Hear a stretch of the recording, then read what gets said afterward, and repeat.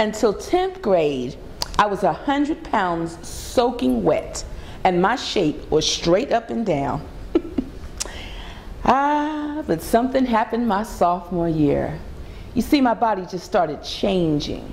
My breasts became a little bigger, but my butt and hips took on a life of their own. You see, at the beginning of the year, I remember I was a size 5, but by the end of the year, I was a size 11, 12.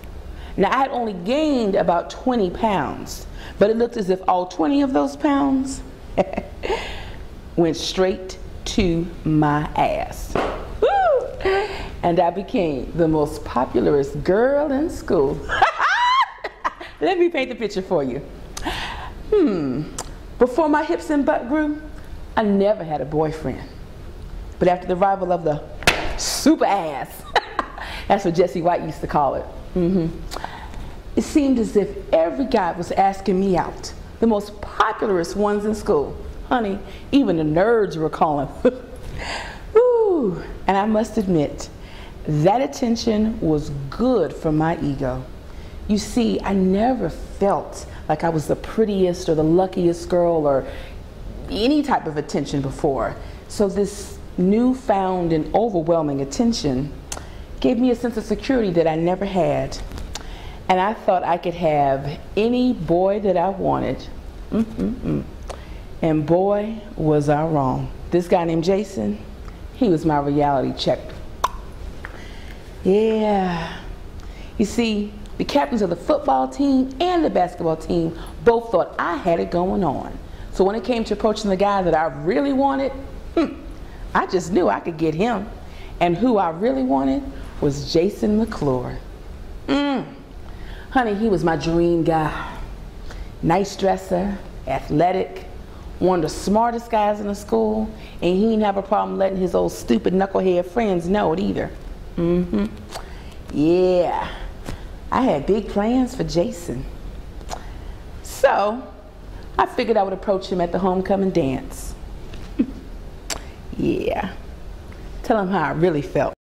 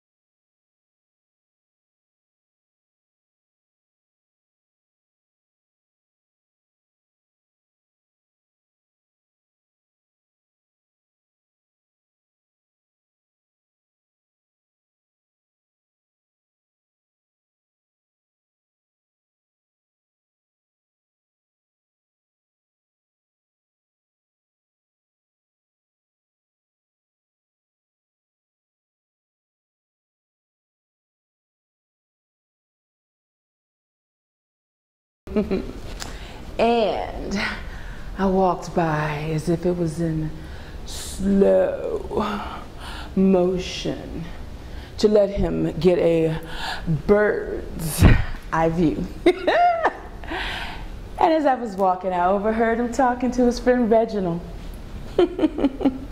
about me. It wasn't what I expected. Damn! At least she got a big old pound cake butt, don't she? That's what my dream said. It looked nasty, don't it? Whew. I heard that and I was crushed. I never thought he felt that way about me. And from that moment on, all of my high self-esteem went down to here. I became very insecure about my rear end. And I started to really think about the comments that men were making about my figure.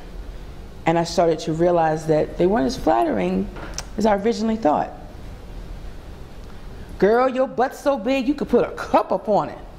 Or, dang, can I get a ride on that big drawers? Was a often heard comment as I walked by. And my insecurity grew as I got older and I started hitting the gym regularly. I started wearing bigger clothes so I could hide my figure. In my mind, it seemed as if all of the cute little petite women with the little cute butts would get the good guys. And it seemed as if you wore form-fitting clothes, women thought you looked nasty, and men thought you were an easy lay. I wondered, why couldn't my body be regular? Why couldn't I wear just simple style pants and dress? But oh no, not my big mamma jamma butt. I had to hold all this in. Why couldn't I be shaped like Halle Berry or Vanessa Williams? I didn't want a body like this. I didn't want a body that looked so much like a black woman. That's what I told my mom. And I'll never forget, she sat me down and she looked at me and she said, Felicia, you are a black woman and you have a black woman's body, a beautiful black woman's body. But I can't tell you that. Baby, that's something you gotta find out for yourself. And you know what? My mama was absolutely right. You see, after all these years, I thought that I just didn't like my big old butt. The truth is, I didn't like me.